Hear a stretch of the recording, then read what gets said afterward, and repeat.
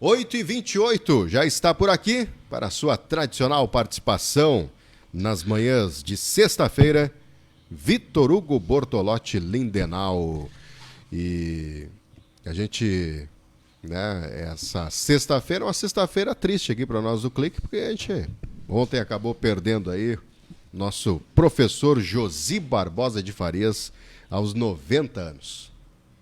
Um mestre, né, Lindenau? É verdade. Eu tenho uma relação muito estreita com a Ana, companheira dele. É uma perda irreparável, porque, como já foi, eu venho te acompanhando desde a abertura do programa Campo em Dia, cedo da manhã.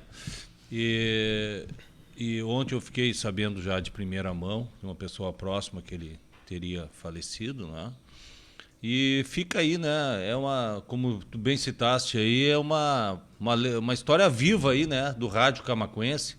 Porque se tu pensares, Eduardo, todas as pessoas que estiverem vivas hoje, em algum momento tiveram a oportunidade, né, de ouvir o professor Josi Farias. Josi Farias, que tinha aí uma abordagem sempre especial de ver aí os acontecimentos. E eu tenho um carinho, tenho registro com ele ainda lá do dia dos movimentos de 2018, quando nós estávamos na BR lá com os caminhões parados.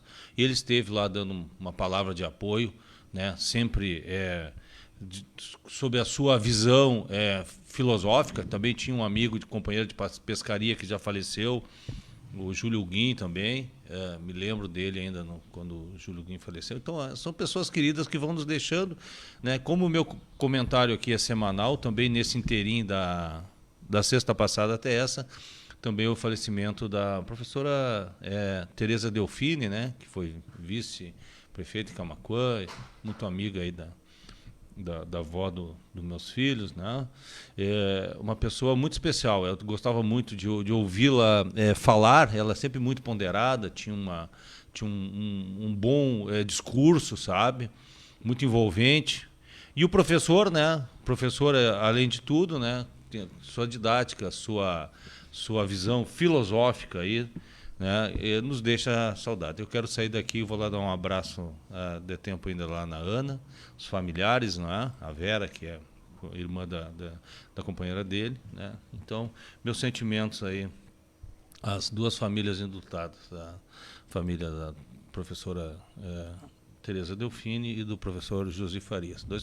Duas pessoas que tiveram aí na sua estrada, né, entre outras atividades, a identificação aí, né, com o ensino, né, que hoje já temos outros caminhos. Tá? Pois bem, Eduardo, semana de muitos acontecimentos. Acontecimento que aflorou ontem, né, que nos deixa a pensar como as coisas estão sendo conduzidas, não é? O nosso governador, né, que entrou aí com uma representação no Ministério Público contra o Jean Willis, né, essa figura exótica aí que surgiu na política brasileira, fruto de um programa aí, né, um enlatado aí que a Globo importou aí dos Estados Unidos e acabou aí, né, tendo notoriedade. Ele fora disso, né, Jean Willis, perto do Eduardo Leite, é nada. Tá? Eu posso dizer que quando as pessoas... É muito bom...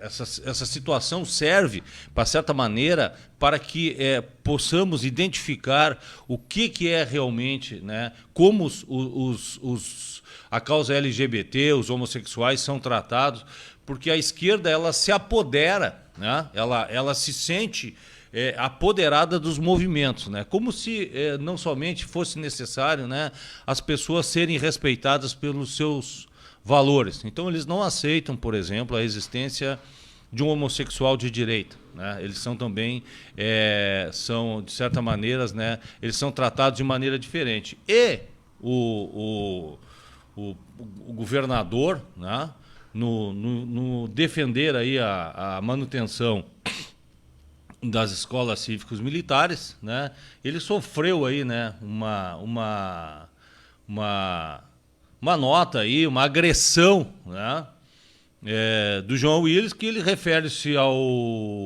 ao governador dizendo que gays com homofobia internalizada desenvolve libido e fetiches em relação ao autoritarismo e aos uniformes.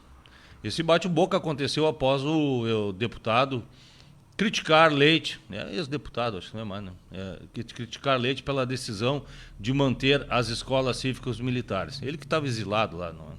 A denúncia foi feita aí na quarta, né, após um bate-boca entre os dois no Twitter. O Willis criticava a decisão do governo do Rio Grande do Sul de manter aí as escolas cívicas militares e disse aí, né, que gays com homofobia internalizada em geral desenvolve libido e fetiches em relação ao autoritarismo e aos uniformes. Quer dizer, ele acaba usando, né, a própria sexualidade, né, não respeita aquela bandeira, né, que eles mesmos pedem respeito. Então nota-se aí, né, que muitas vezes a causa LGBT,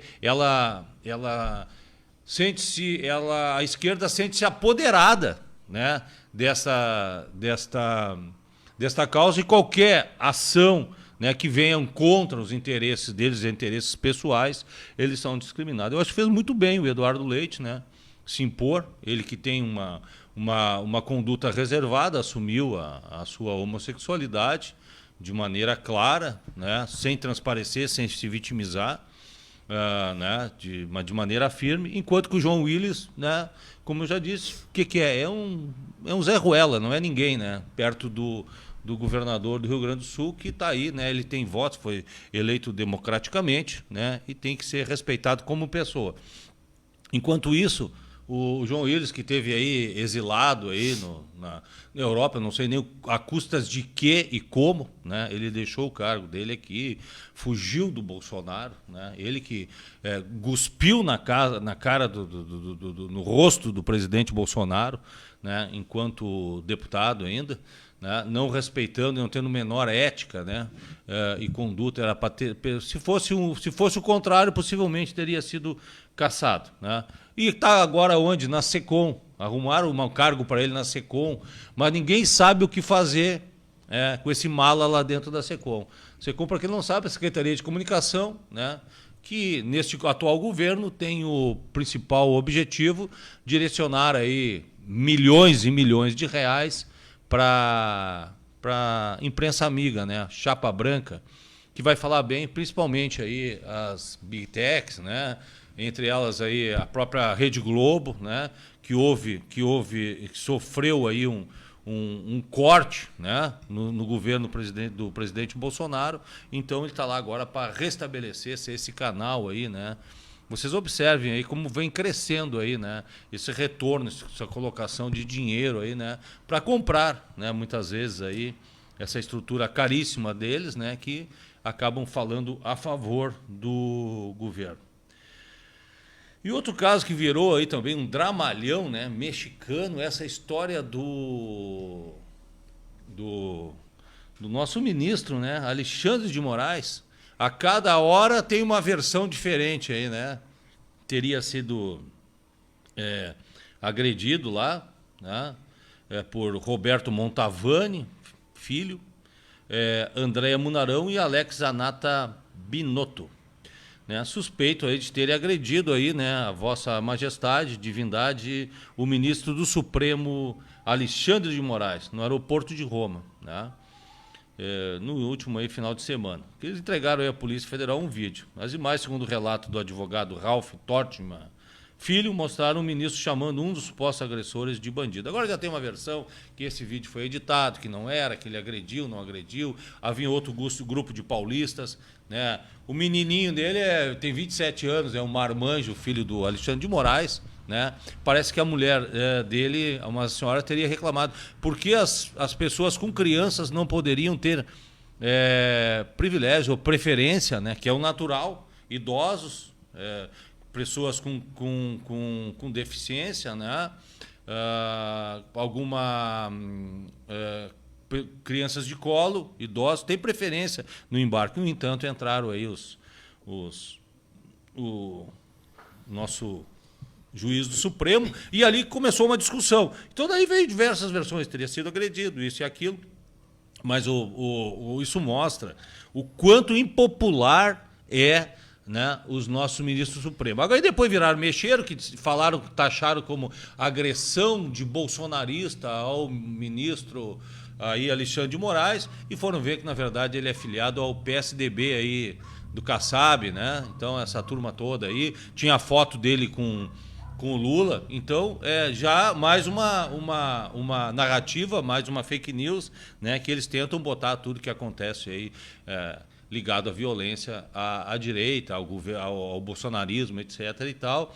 Então, a hora que essas narrativas são desmontadas, parece que acabam esquecendo, né? Esquecendo o que aconteceu. Então, já tem diversas versões.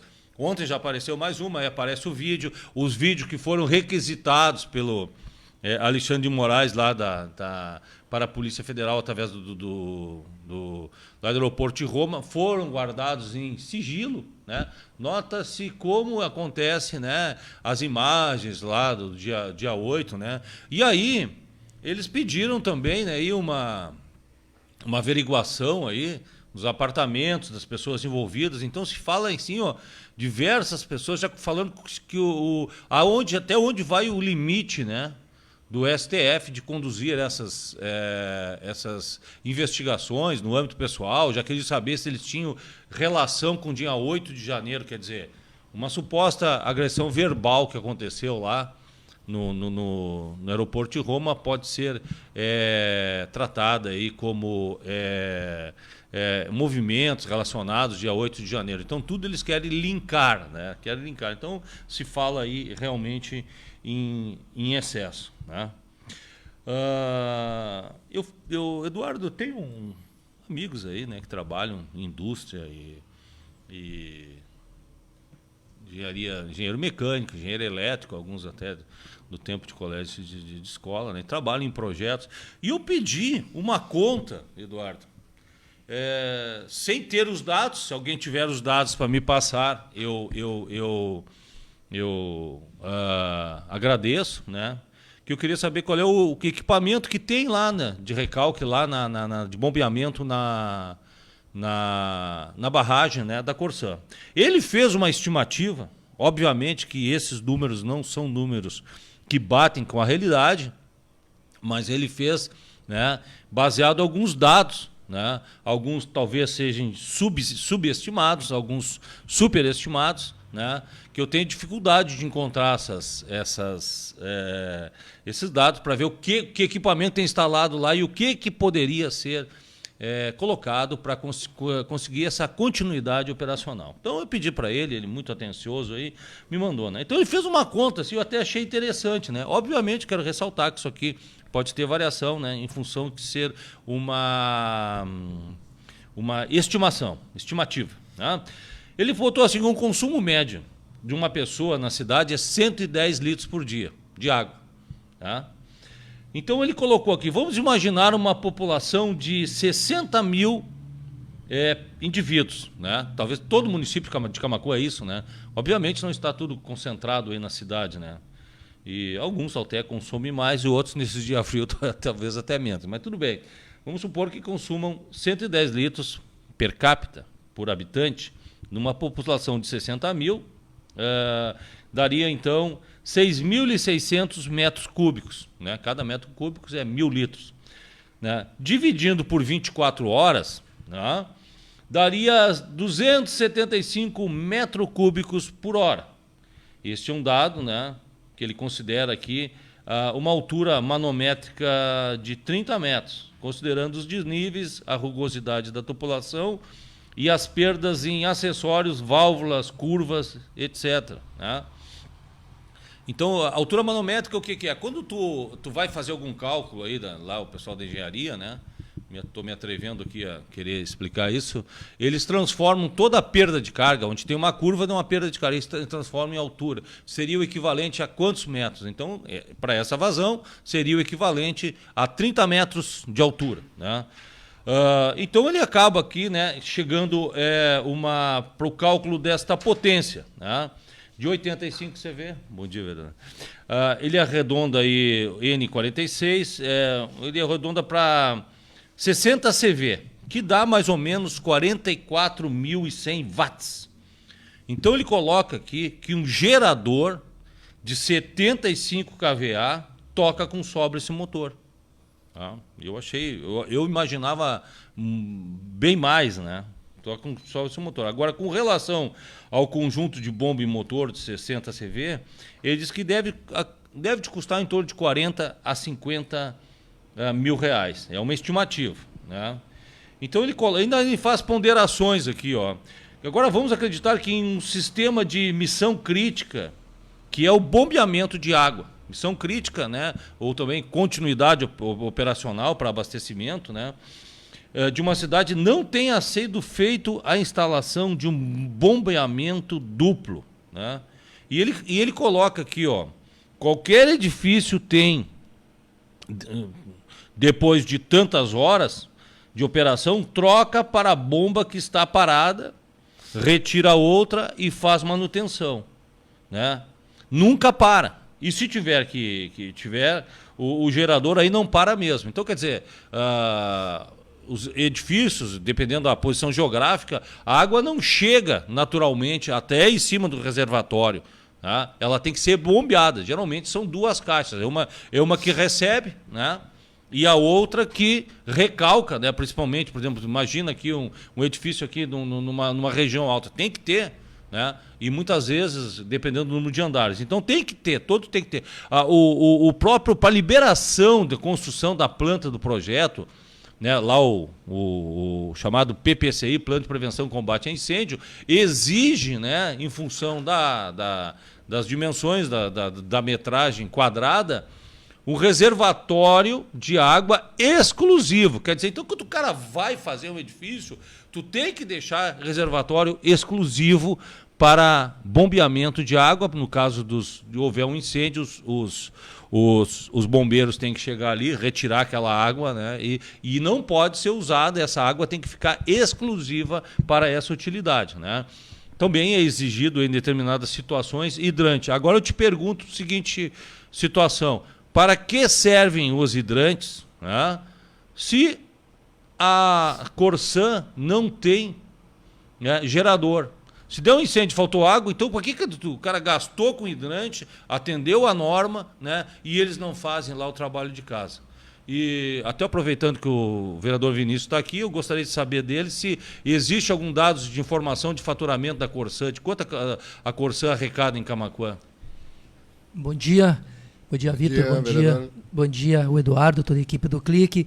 Deve ter, mas eu não tenho e não tive acesso a esses dados. Também eu gostaria, se o vereador tivesse oportunidade, que seja relatado qual é o equipamento que tem lá dentro. Porque eu tenho relatos assim da rua que eles não têm um motor reserva. Eles não têm uma bomba reserva. Então, pelo amor de Deus, eu semana falando com um produtor de arroz, com um granjeiro, ele disse: olha, parte da minha lavoura lá é recalcada com bomba, né? E essa bomba, né, ela tem um motor reserva, né? Porque ele sabe, se perder, ele vai ter prejuízo, ele né, a safra dele está comprometida. Aí vem dizer: mas tem que ter não sei o quê, tem que ter licitação, tem que ter não sei o que mais. Cara, isso aí são problemas, são situações que têm que ser resolvidas. Não pode deixar uma cidade toda, né, no caos em relação a isso aí. Não sabe, esse investimento, né, que teria que ter com a bomba, não sei se vai chegar a 200 mil, 400 mil, é muito pouco.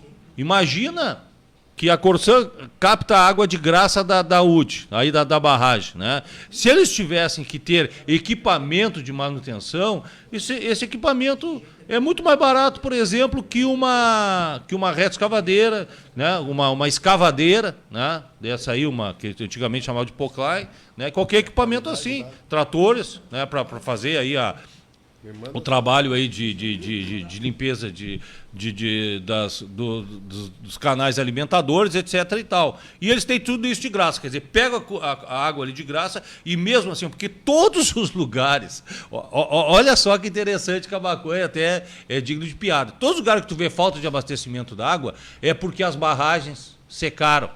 Camaquã, eu acho que é um dos únicos lugares do mundo que a população fica sem água com a barragem cheia, porque não tem capacidade de bombeamento, não tem uma reserva. Isso é ridículo, isso é inadmissível, vereador. Isso é mesmo. Aí o cara, mas vou ter um equipamento lá de não sei quantos mil para usar eventualmente. É de emergência. O granjeiro hoje tem aí uma coletadeira de 1 milhão, não sei, 1,5 milhão, que usa poucos dias na coleta. Mas tem que ter. Se não tiver, não colhe. E se ele for esperar, ele perde a produção. Entendeu? Isso aí faz parte. Né? E ainda esse engenheiro aqui cita, né, que teriam que ter 2. Uma lá, não adianta a água chegar aqui e não ter como tratar aqui, né? Então tem que ter Mas esses equipamentos, né? Hoje em Camaquã nós temos empresas. Tu pode, se tu tiver também uma maneira já estabelecida essa locação, bota em cima aí de um caminhão, encosta aí em poucas horas. Né? Não deixa a comunidade toda assim, a Deus dará sem água. Isso é uma total falta de respeito. Por exemplo, eu cotei assim valores que a gente chama no Google, por exemplo, um gerador de 75 kVA, 44 mil. Um de 165 kVA, 76. Um de 500 kVA, na faixa aí de 400 mil. Né? Então, um grande mercado em Camaquã, só para ter ideia, que não para e tem. Então, quer dizer, tem um gerador de 450 kVA. Então, quer dizer, Camaquã com um equipamento bem menor, né, com 60 mil pessoas que dependem desse fornecimento de água, fica aí a Deus dará, né, porque não tem essa continuidade operacional. Né? Não sei se a privatização é a solução ou não. Agora, desculpe esfarrapada, não. Acredito que seja o assunto que o vereador vai entrar, da questão da Equatorial, né? Eu vi o vereador à frente aí desse movimento.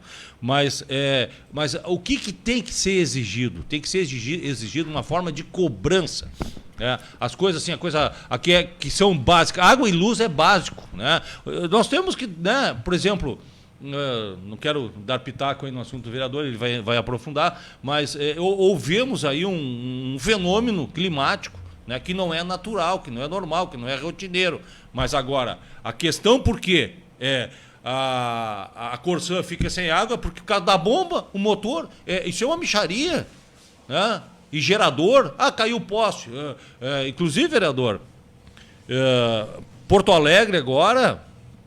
está lançando uma lei, não sei se é de conhecimento dos vereadores, né? E seria um projeto interessante para tocar para frente aqui, que é a criminalização de quem recebe fios de cobre. Né? Poderia ver, é um projeto que foi feito em Porto Alegre, que foi aprovado, né? Inclusive com a cassação do alvará e de todo o estoque de que esses receptadores tiveram por dano de fio de cobre. Então, nós temos praças aí que roubam fios, nós temos os transformadores que hoje um produtor de arroz que termina o abastecimento, a irrigação, ele tem que retirar do poste e levar lá para o galpão o transformador. Senão roubam fios, roubam transformador, roubam tudo. Então, assim, tem que começar por quê? Pelo receptador. Recebeu... Porto Alegre, não tem detalhes da lei, mas fica aí a sugestão, né, de colocar essa lei aqui em Camaquã. Seria interessante, porque eu já vi aqui na Praça do Forte, ficou bonito aquilo ali. Agora, esse tempo tinha guarda ali, né, para evitar roubo de fios. A 448, lá, aquela rodovia inaugurada, lá que é o contorno de... Roubaram os fios da 448. Então não tem... impressionante, né? Então fica aí uma dica. Aqui no 116 roubaram também. Então fica a sugestão. Recebeu, encontrou o fio, não tem procedência, fecha o estabelecimento, então aí todo o material recolhido e caçado ao alvará. Talvez por aí, né? Porque esse pessoal aí com dependente de drogas, né? Hoje qualquer coisa que puder, tampa de bueiro, né? Tampa de bueiro. O prédio que eu moro ali, o Claudenir da Telesul ali, já tem só 2 tampas, né? O resto já levaram tudo. Imagina. Tem umas 10 tampas de bueiro. Vender por preço de sucata. Quanto é que custa aquilo ali fundido na norma? Né? É cheio de exigência, tem que ter norma do Inmetro, porque passa caminhão carregado, etc. E tal. Daqui a pouco o cara vai ali, troca aquilo ali e vende por uma pedra, 2 de crack, né? Essa infâmia, né? Dessa virou uma questão de epidemia, né? Questão da droga. Qualquer coisa que possa ser transformado em dinheiro é roubado hoje em dia. Então tá aí, né? Eu gostaria, se alguém que está nos ouvindo estiver, passe aí para o Eduardo me passar, que eu quero fazer esses custos, né? Tem um amigo meu também, tem pessoas, engenheiro elétrico, esse aqui foi feito por um engenheiro mecânico, né? Tem muita... O cara fala, mas esse valor aí não é correto. Se souber os valores, me passa. Ele calcula, ele me colocou à disposição, que ele pode fazer, mas um gerador de 75, 44 mil. Isso aqui eu procurei no Google, quanto é que custa. 165 mil, 165 kVA, 76 mil. Um de 500 kVA, 420 mil. É um preço que de uma reta escavadeira? Esse for esse mais caro? Mais barato que uma... Mais barato, né? Então, um grande mercado em Camaquã, eu falei com o dono dele, qual é a capacidade instalada? Olha o que tem de tralha para tocar. Não quero citar o nome. Ele me falou que tem 450 kVA. Né? Oficina tem, né? Certos, né, diversos setores. Agora, Camaquã não tem, isso é um absurdo. Né? Enquanto diz assim, geralmente o homem, diz que Deus botou a natureza. Um professor meu me falava isso aí, criou a natureza de acordo com a índole, né? E ele citava o carvão. Nosso carvão aqui é a flor da pele, a flor da terra, não a pele. E as pessoas não retiram. Enquanto em outros países da Europa, lá, eles têm que cavar e lá no fundo tirar o carvão. E eles retiram. E aqui então ele citava, né, ilustrava. E aqui nós temos uma barragem que pode dar uma seca no chover um ano, que tem por 2 anos, tem a garantia de fornecimento de água, né, que é a prioridade. Mas de falta água porque não tem um gerador, uma bomba. Então, pelo amor de Deus, né? É inadmissível, isso é ridículo. Brincadeira. Seria isso, Eduardo? É isso aí. Uma boa sexta-feira a todos, né? Hoje vai dar um fim de semana quente aí, depois desses 2 dias frio.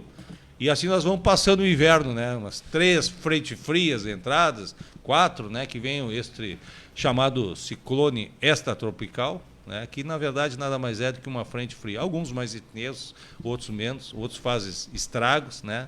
Mas também, pelo jeito, ainda tem gente ainda sem fornecimento de luz, né, vereador? Tem muitos. O vereador vai abordar aí, tá ok? Exatamente. Bom fim de semana a todos e sextou. Sextou, 8h56. E vamos pra Cuca. Vamos pra Cuca.